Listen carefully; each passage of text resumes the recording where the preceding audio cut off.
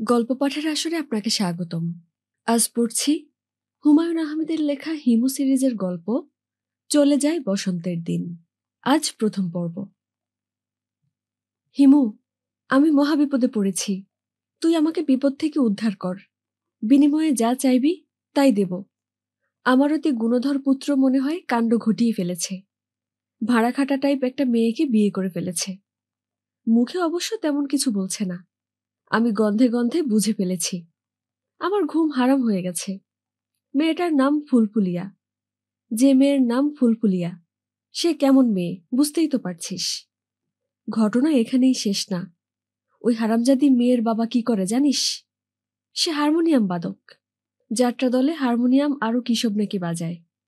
তুই চিন্তা করে দেখ, ছেলের বাবা ক্যাবিনেট সেক্রেটারি আর শ্বশুর হারমোনিয়াম বাদক। হিমু, যেভাবেই হোক জহিরকে বুঝিয়ে সুজিয়ে পথে আনতে হবে। ওই হারামজাদিকে দূরে কোথাও বিয়ে দিয়ে বিদায় করার ব্যবস্থা কর। যাবতীয় খরচ আমি দেব।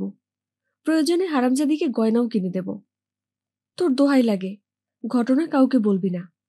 চিঠি পাওয়া মাত্র আমার কাছে চলে আসবি। দুজনে পরামর্শ করে সিদ্ধান্ত নেব। তোর খালু সাহেব এখনো কিছু জানে না। তাকে ইচ্ছে করে কিছু জানায়নি। এত বড় শখ সে নিতে পারবে না। ধুম করে অ্যাটাক ফ্যাটাক হয়ে যেতে পারে। একবার অ্যাটাক হয়েছে, দ্বিতীয়বার হলে আর দেখতে হবে না। হিমু, তুই আমাকে বাঁচা। ইতি, তোর মাজেদা খালা। 1 পৃষ্ঠার চিঠি। চিঠির সঙ্গে 500 টাকার চকচকে একটা নোট স্ট্রেপল করা। এটা হলো মাজেদা খালার স্টাইল। তিনি কাউকে চিঠি দিয়েছেন, সঙ্গে টাকা স্ট্রেপল করা নেই, এমন কখনো হয়নি। চিঠির সঙ্গে টাকা দেওয়ার পেছনে একটা গল্প আছে। খুব ছোটবেলায় মাজেদা খালার বড় মামা তাকে একটা চিঠি দিয়েছিলেন। চিঠির সঙ্গে ছিল একটা চকচকে 10 টাকার নোট। জীবনের প্রথম চিঠি, সেই সঙ্গে টাকা। খালার মাথার ভেতরে ব্যাপারটা ঢুকে গেল। তখন থেকেই তিনি ঠিক করেছেন, যখনই কাউকে চিঠি লিখবেন সঙ্গে টাকা থাকবে। শৈশবের প্রতিজ্ঞা কৈশোর পর্যন্ত গড়ায় না। মাজেদা খালা ব্যতিক্রম। তিনি এখনো প্রতিজ্ঞা রক্ষা করে চলেছেন। শুরুতে 10 টাকা 20 টাকা দিতেন। অবস্থার পরিবর্তনের সঙ্গে সঙ্গে টাকার পরিমাণ বেড়েছে। এখন চিঠি প্রতি 500 টাকা। মাজেদা খালার চিঠিকে গুরুত্বের সঙ্গে নেয়ার কোনো কারণ নেই। দড়ি দেখলেই যারা সাপ মনে করে, তিনি তাদের চেয়েও 2 ডিগ্রি উপরে। যে কোনো লম্বা সাইজের জিনিস দেখলেই তিনি সাপ মনে করেন।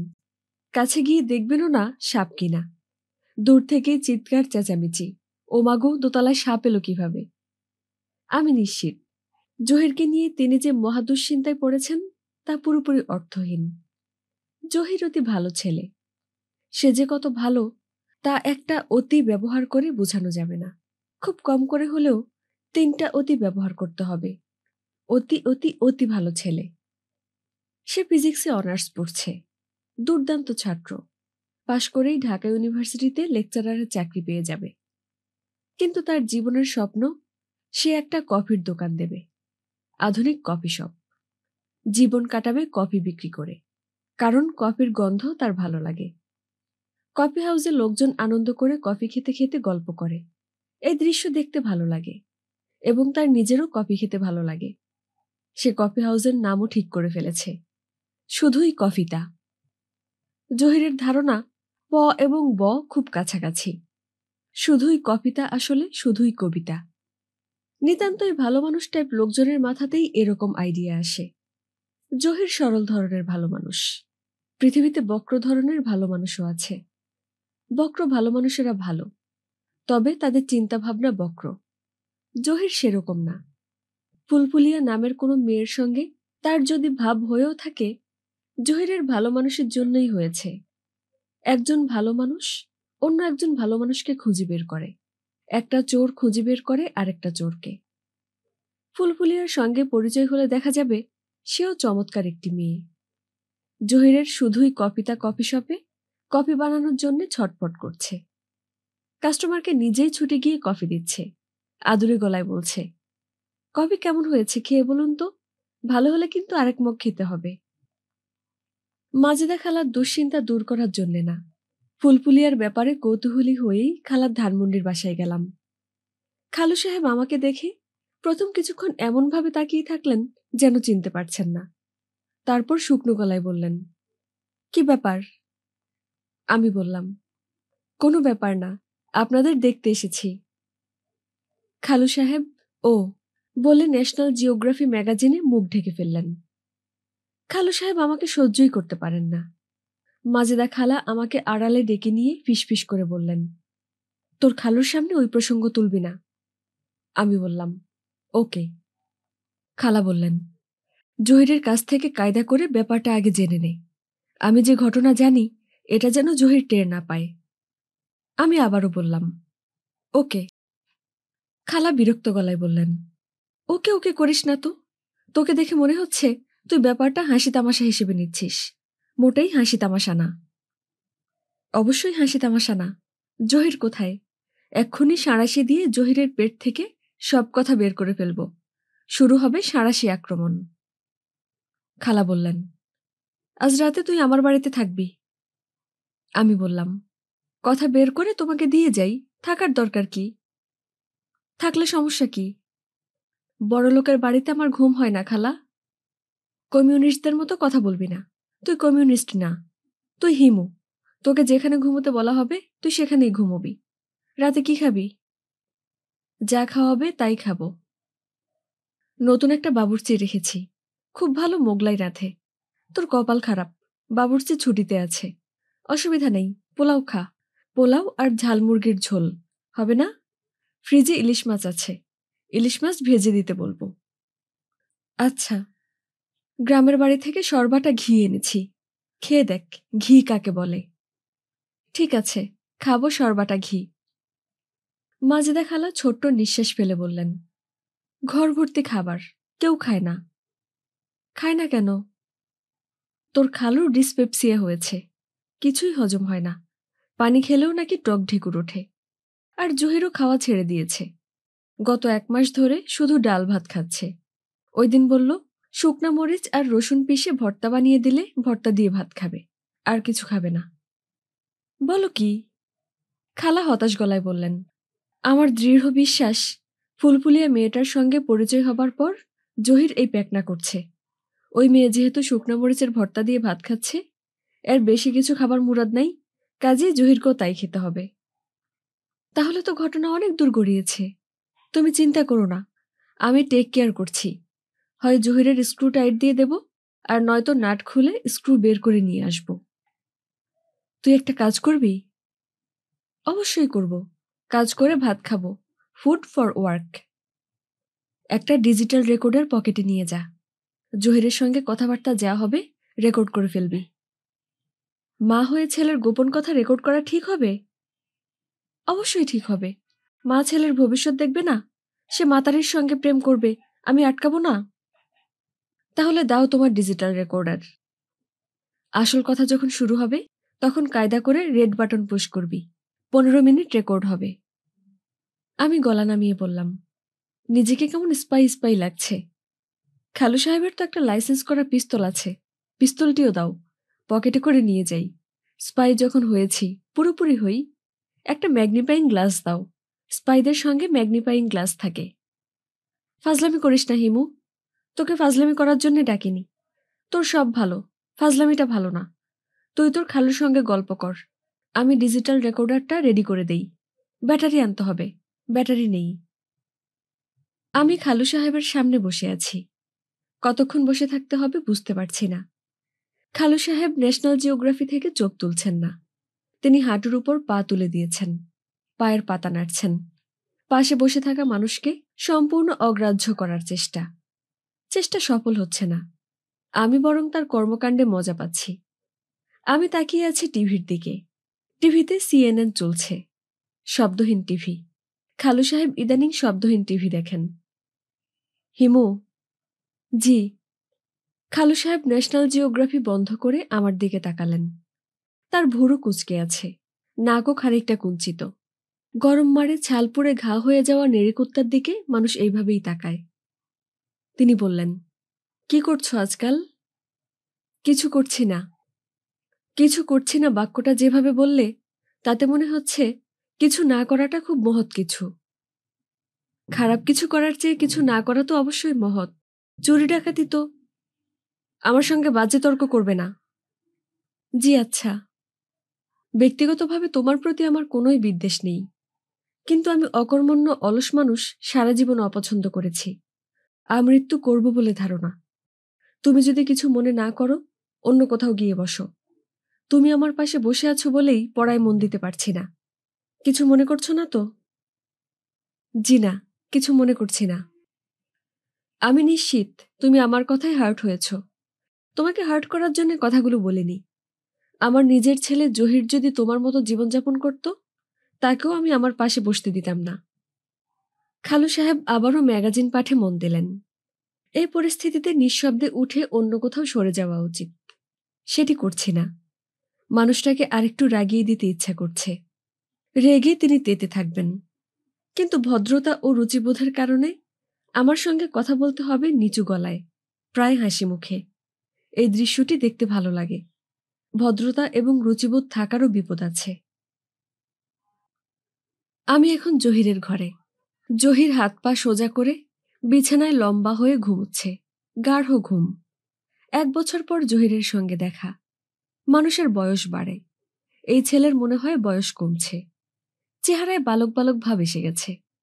ঘুমন্ত জহিরকে দেখে মনে হচ্ছে তার স্কুলে ফাইনাল পরীক্ষা চলছে, সে রাত জেগে পড়ছে। মাঝখানে ক্লান্ত হয়ে কিছুক্ষণ শুয়েছিল, ভেবে রেখেছিল রেস্ট নিয়ে আবার পড়া শুরু করবে। রেস্ট নিতে নিতে ঘুম এসে গেছে। আমি ডাকলাম, এই জহির, এই। জহির স্প্রিং এর পুতুলের মতো উঠে বসল। কিছুক্ষণ অবাক হয়ে আমার দিকে তাকিয়ে থেকে রোবট টাইপ গলায় বলল, হিমু ভাইজান, কটা বাজে? আমি বললাম, 8:30। জহির বলল, তোমার 9টার মধ্যে আসার কথা, তুমি 8:30টায় চলে এসেছ। আশ্চর্য তো। আমার 9টার মধ্যে আসার কথা নাকি? হ্যাঁ, আমি তোমাকে কল দিয়েছি 7:05 তখনই বলে দিয়েছি বাই 9 তুমি যেন চলে আসো। মানুষ টাইমের পরে আসে, তুমি চলে এসেছো আগে। কিভাবে কল দিলি? আধ্যাত্মিক উপায়ে কল দিয়েছি।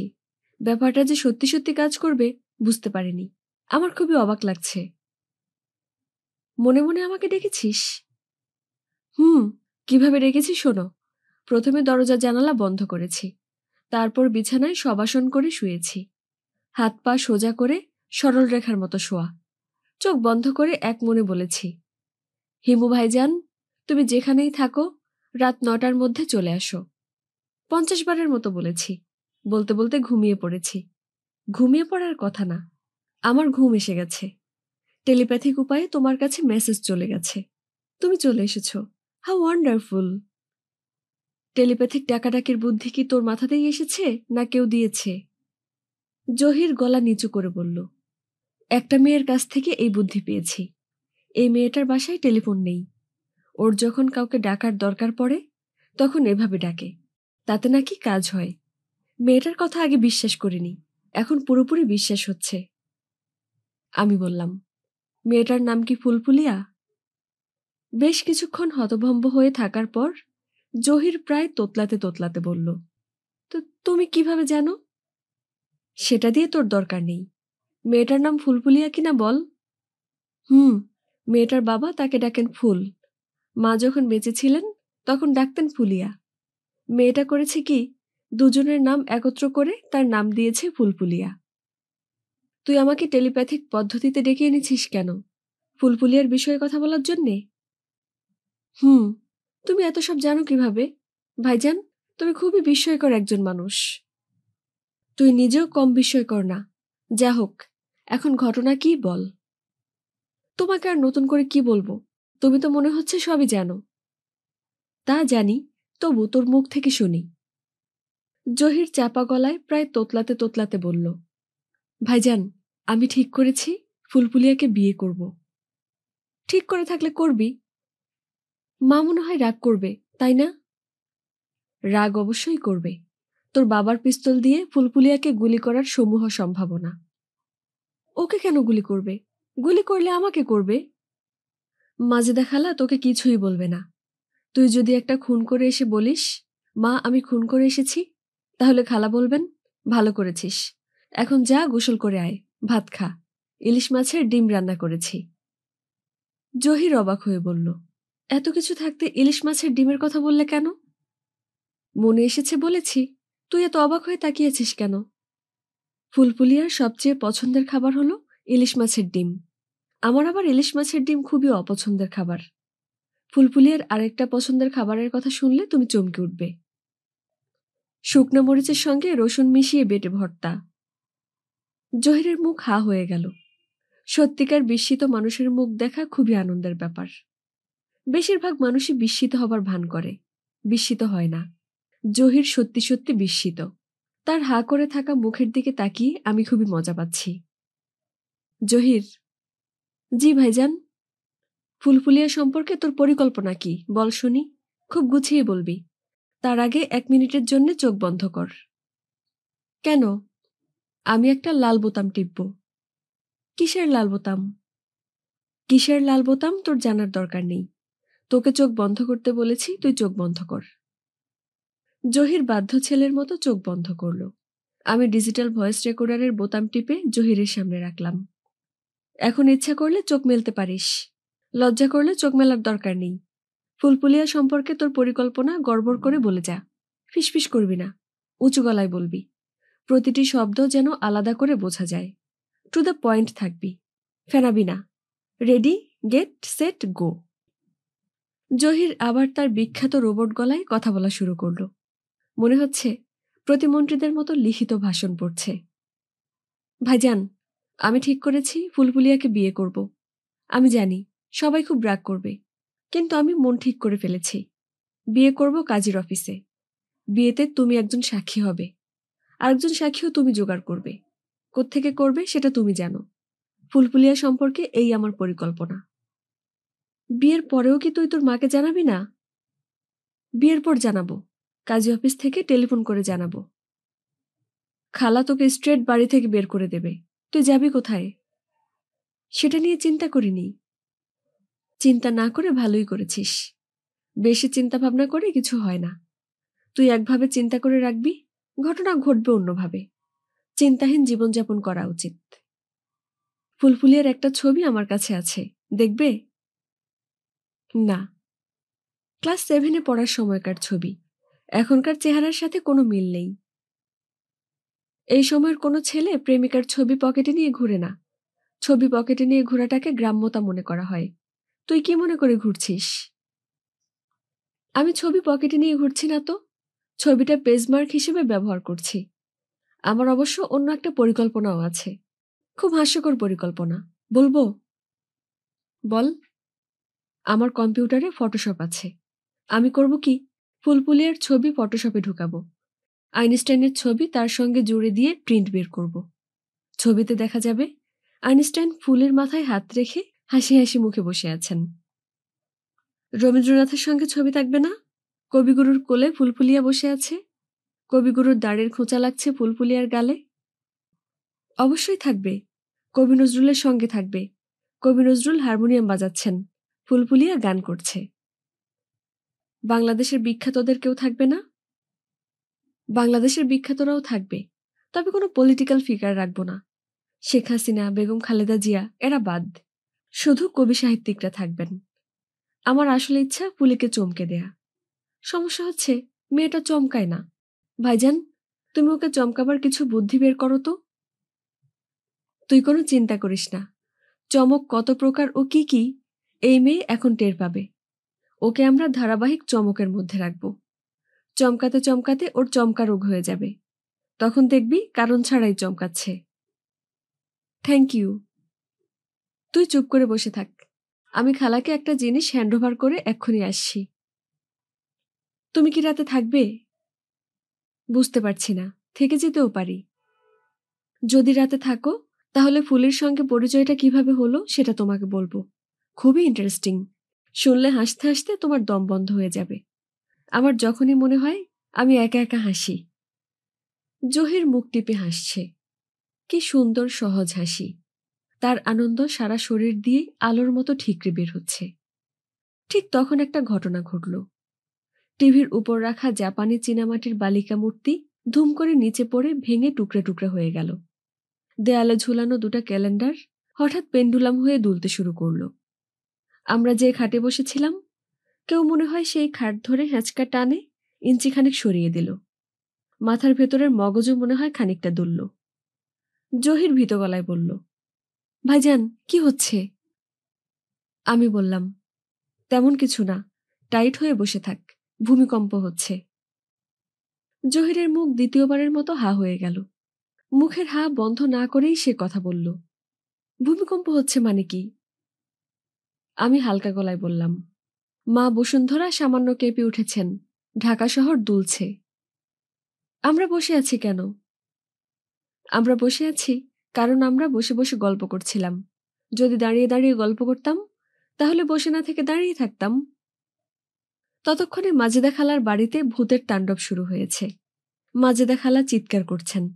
তার কাজের 3টি মেয়ের 2টি চিৎকার করছে, একটি গলা ছেড়ে কাঁদছে। খালু সাহেব ইংরেজিতে সবাইকে ধমকাচ্ছেন। দারুণ টেনশনের মুহূর্তে খালু সাহেব বাংলা ভুলে যান। মাজেদা খালা অ্যান্ড ফ্যামিলি আটকা পড়ে গেছে, বাড়ি থেকে বের হতে পারছে না, কারণ দরজা খোলার চাবি পাওয়া যাচ্ছে না। মাজেদা খালা সম্প্রতি তার পুরো বাড়ির দরজা তালা বদলে আমেরিকান তালা লাগিয়েছেন। এই তালাগুলো বাইরে থেকে লাগানো যায়, আবার ভেতর থেকেও লাগানো যায়। জহির বলল, ভাইজান, বাড়িঘর ভেঙে মাথার উপর পড়বে না? আমি বললাম, পড়তে পারে। আমাদের তো রাস্তায় গিয়ে দাঁড়ানো উচিত। রাস্তায় যাবে কিভাবে? দরজা খোলার চাবি খুঁজে পাওয়া যাচ্ছে না। ভূমিকম্প থেমে গেছে, তাই না ভাইজান? প্রথম ধাক্কাটা গেছে, আসলটা বাকি আছে। আসলটা বাকি আছে মানে? ভূমিকম্পের নিয়ম হচ্ছে প্রথমে একটা ছোট ধাক্কা দেয়, সবাইকে জানিয়ে দেয় যে সে আসছে, তারপর দেয় বড় ধাক্কাটা। বড় ধাক্কাটা কখন দেবে? তার কোনো ধরাবাঁধা নিয়ম নেই। 5 মিনিট পরে দিতে পারে, 5 ঘন্টা পরে দিতে পারে, আবার ধর 5 দিন পরেও দিতে পারে। ভাইজান, আমার খুবই টেনশন লাগছে। ফুলপুলিয়ার সঙ্গে কিভাবে পরিচয় হলো সেই গল্পটা শুরু কর, টেনশন কমবে। দরজায় ধরাম করে শব্দ হলো। মাজেদা খালা ঝড়ের মতো ঘরে ঢুকলেন। কাঁদো কাঁদো গলায় বললেন, ভূমিকম্প হচ্ছে, তোরা জানিস না? আমি বললাম, জানি। জেনে শুনে চুপচাপ বসে আছিস কিভাবে? রাস্তায় গিয়ে দাঁড়াবি না? রাস্তায় যাব কিভাবে খালা? তুমি তো চাবিই খুঁজে পাচ্ছ না। এতক্ষণ খালা কাঁদো কাঁদো ছিলেন, এইবার কেঁদে ফেললেন। ফোঁপাতে ফোঁপাতে বললেন, চাবিটা আমি নিজের হাতে ড্রেসিং টেবিলের ফার্স্ট ড্রয়ারে রাখি, আজও রেখেছি, আমার পরিষ্কার মনে আছে। ড্রেসিং টেবিলের সব ড্রয়ার খুলেছি, চাবি নেই। আমি বললাম, তোমার শোবার ঘরের বালিশের নিচে দেখো তো। খালা রাগী গলায় বললেন, বালিশের নিচে চাবি রাখিনি, বালিশের নিচে কেন দেখব? খোঁজাখুঁজির মধ্যে থাকলে তোমার টেনশনটা কমবে, এই জন্যে দেখতে বলছি। কোনো একটা কাজ নিয়ে ব্যস্ত থাকো। ভালো কথা, ডিজিটাল ভয়েস রেকর্ডারটার কাজ শেষ। তোমার কাছে কি হ্যান্ডওভার করব? 15 মিনিটের মতো রেকর্ড হয়েছে।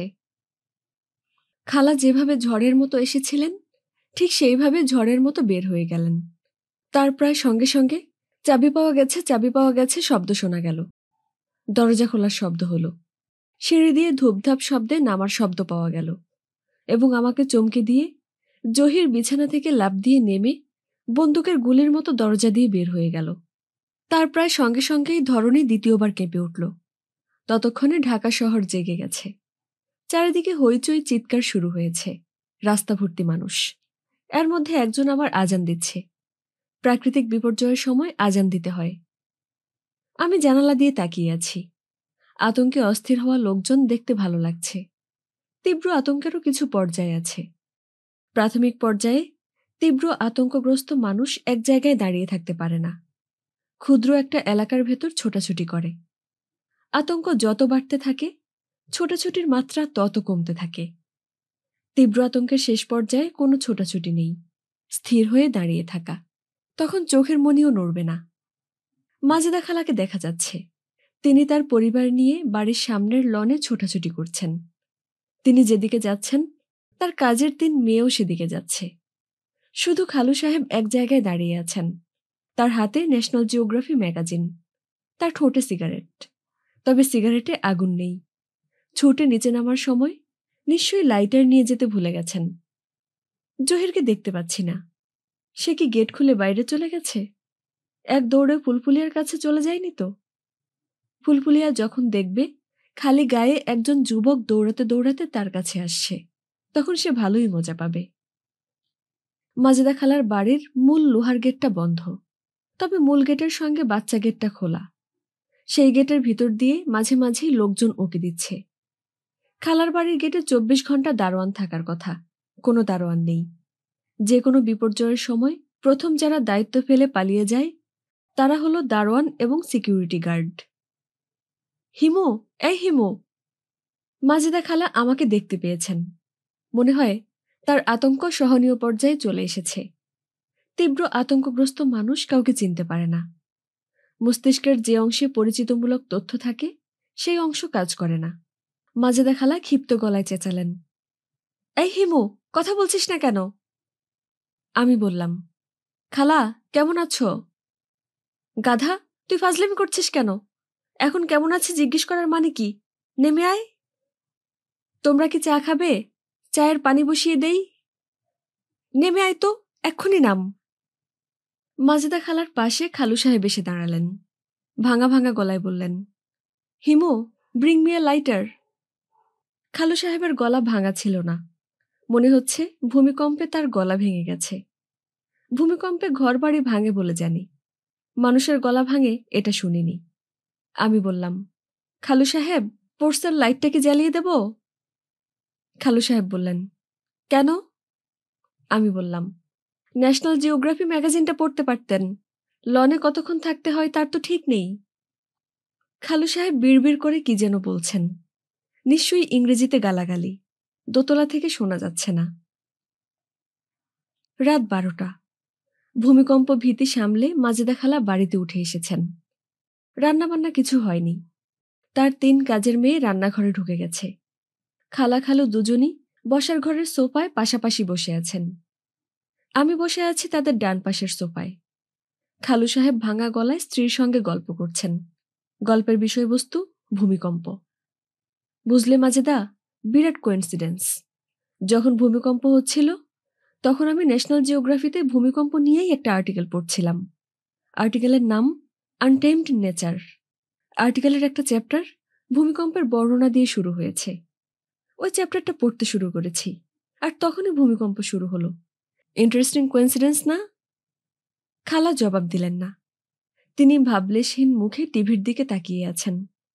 টিভিতে এখনো CNN, এখনো টিভি শব্দহীন।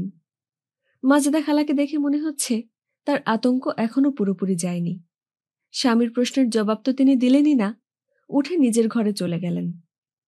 খালু সাহেব আমার দিকে তাকিয়ে বললেন, হিমু, তোমার কাছে কোইন্সিডেন্সটা ইন্টারেস্টিং মনে হচ্ছে না? আমি বললাম, অবশ্যই ইন্টারেস্টিং, তবে আপনি দয়া করে বজ্রপাতের উপর কোনো আর্টিকেল পড়বেন না। কেন? বজ্রপাতের উপর আর্টিকেল পড়লেন, সঙ্গে সঙ্গে আপনার উপর বজ্রপাত হলো, পুড়ে কয়লা হয়ে গেলেন।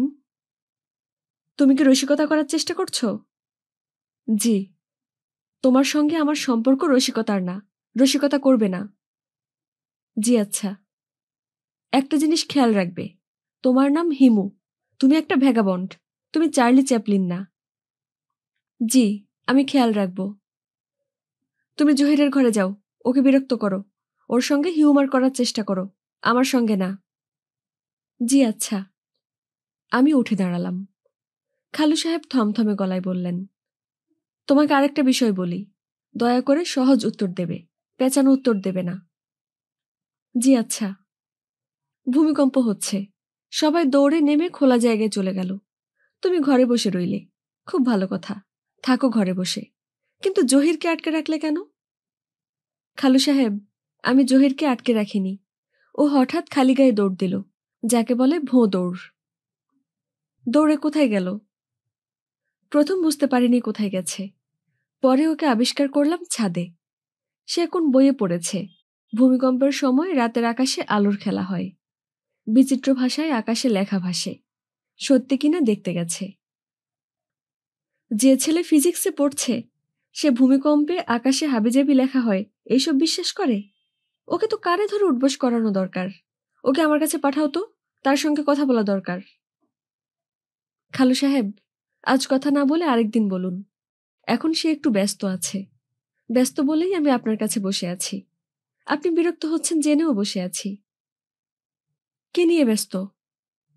সে টেলিপ্যাথির মাধ্যমে একজনের কাছে খবর পাঠাবার চেষ্টা করছে। জানার চেষ্টা করছে ভূমিকম্পে তাদের কোনো ক্ষতি হয়েছে কিনা। পদ্ধতিটা খুব সহজ। শবাসন হয়ে চোখ বন্ধ করে বিছানায় শুয়ে থাকতে হয়।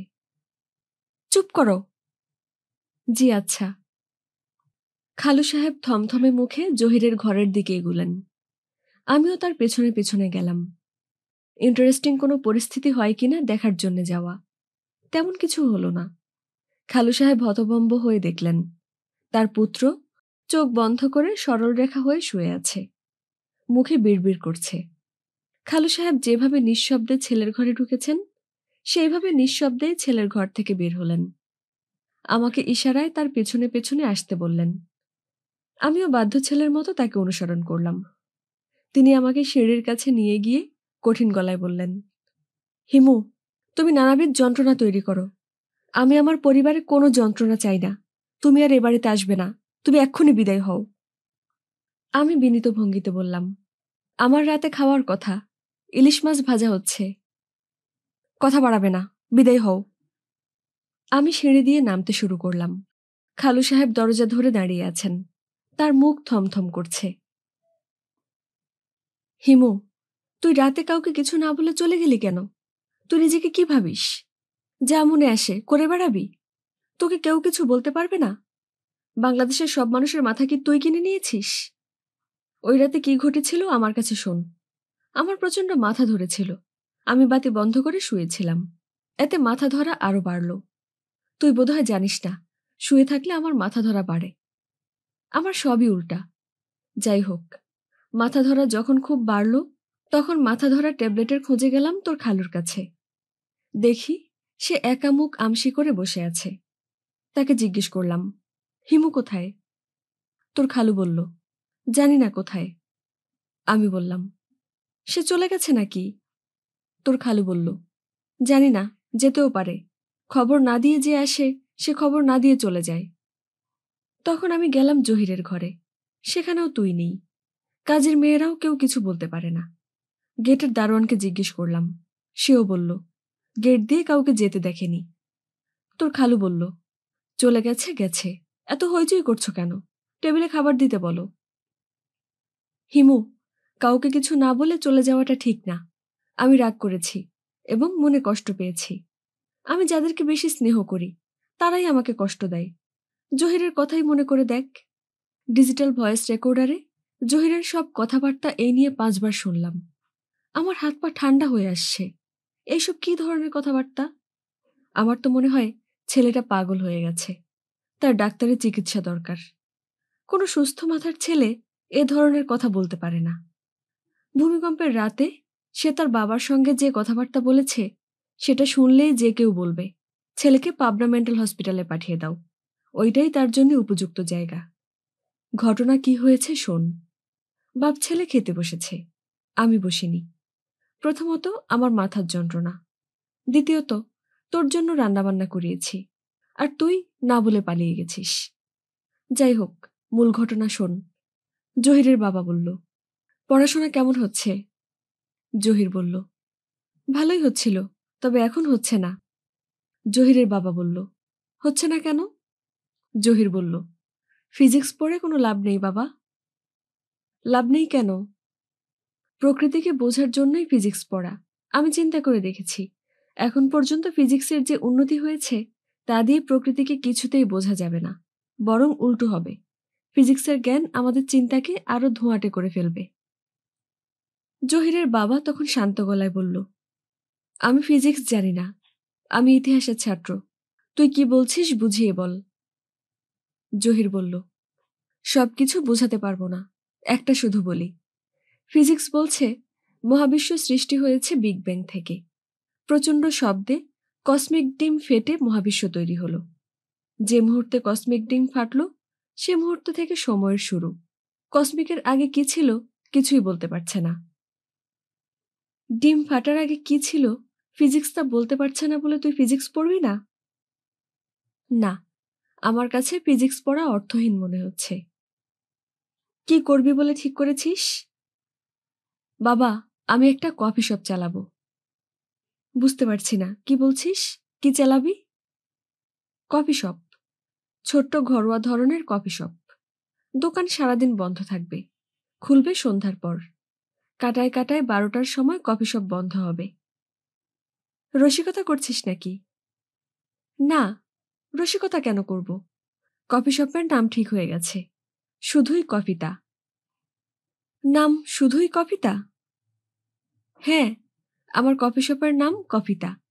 এখন কি করছি জানো বাবা? যে মগে করে কফি দেয়া হবে সেই মগের ডিজাইন করছি।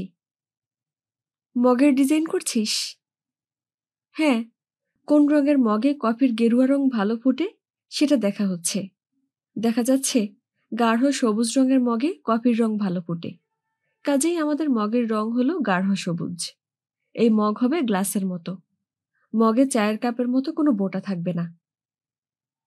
বোটা থাকবে না? জি না। কেন থাকবে না শুনতে চাও? বল শুনি, কেন থাকবে না?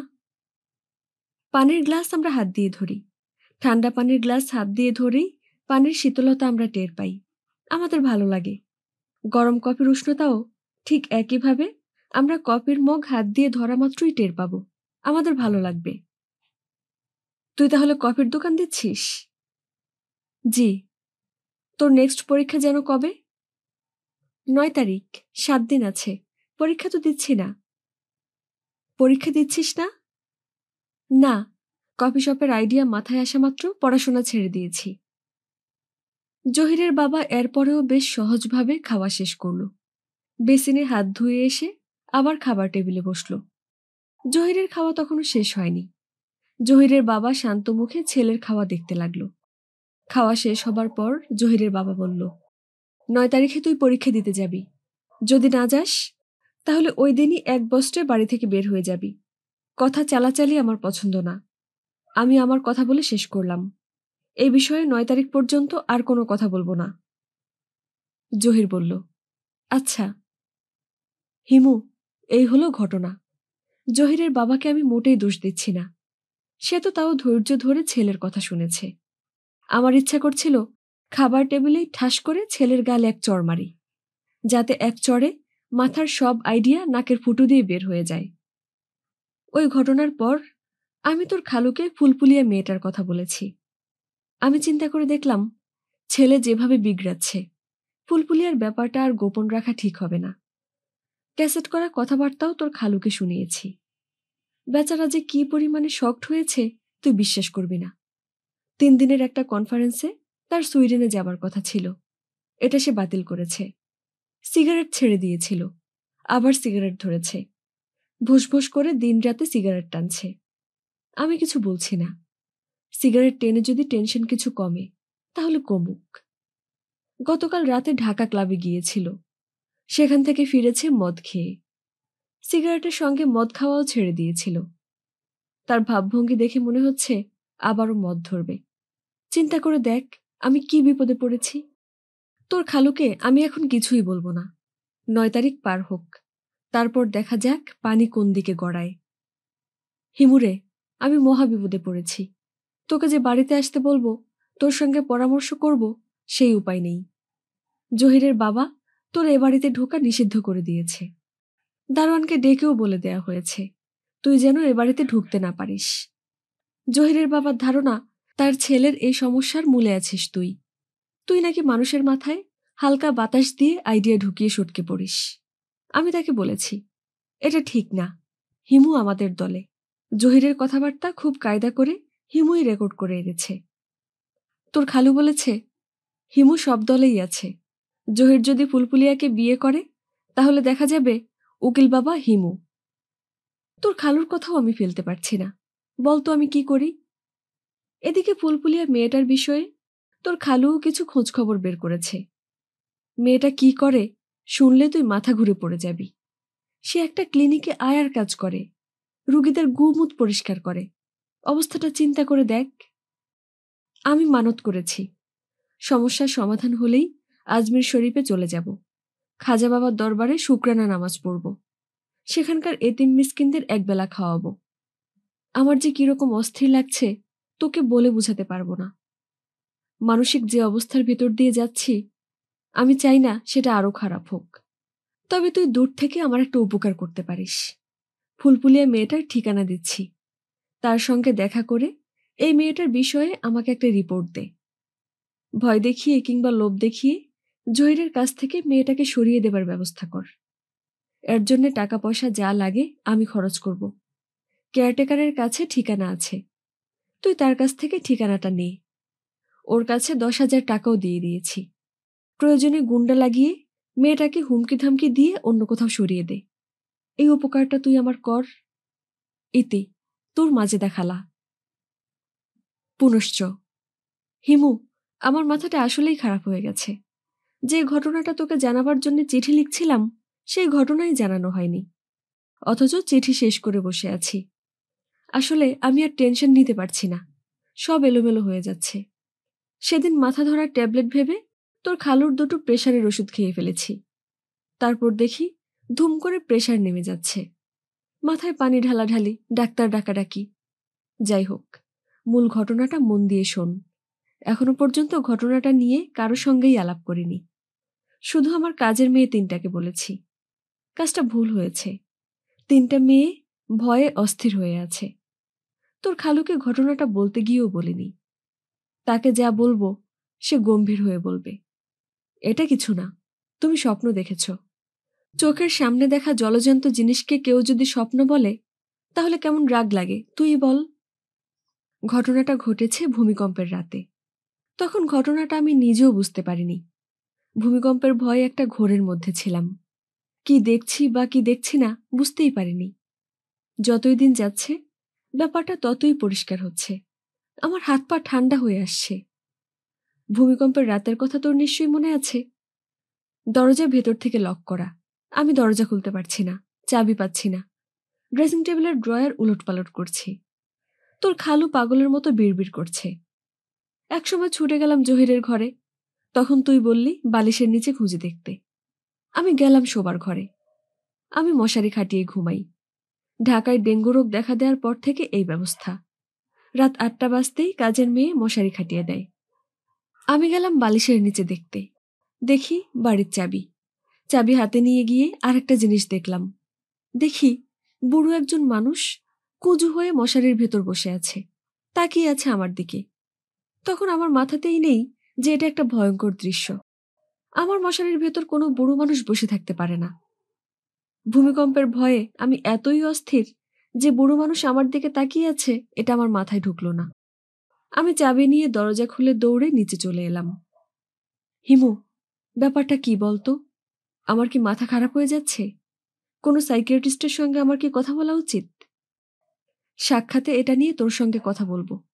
আপাতত তুই ফুলফুলিয়ার ব্যাপারটা দেখ। প্রয়োজনে কেয়ারটেকারকে সাথে নিয়ে যা। এই ধরনের মেয়েরা হিংস্র প্রকৃতির হয়ে থাকে। তাদের হাতে পোষা গুন্ডা পান্ডাও থাকে। তোকে একা পেয়ে কিছু করে বসতে পারে। দুজন থাকলে কিছুটা রক্ষা। ভালো থাকিস। আপনারা শুনছিলেন হুমায়ুন আহমেদের লেখা হিমু সিরিজের উপন্যাস চলে যায় বসন্তের দিন। আজ ছিল প্রথম পর্ব, আর আপনাদের সাথে ছিলাম আমি মাওয়া। আমার গল্প পাঠ যদি আপনাদের ভালো লেগে থাকে তাহলে কাইন্ডলি সাবস্ক্রাইব করে আমাদের পাশে থাকুন। ধন্যবাদ।